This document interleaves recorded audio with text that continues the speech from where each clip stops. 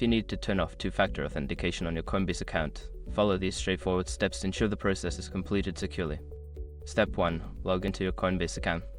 Visit the Coinbase website or open the app and enter your login credentials to access your account. Step 2. Navigate to Security Settings. Once logged in, go to the Settings menu. Look for the Security tab section to find your two-factor authentication settings. Step 3. Disable two-factor authentication. In the Security Settings, locate the option for two-factor authentication. Click on it and select the option to disable or turn off the feature. Step 4. Verify your identity. Coinbase may require you to verify your identity to proceed. Follow the prompts, which may include entering a code sent to your email or phone. Step 5. Confirm the changes. After successfully verifying your identity, confirm that you want to disable two-factor authentication.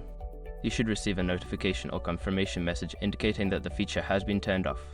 Remember to keep your account secure by using strong passwords and being cautious about your login information.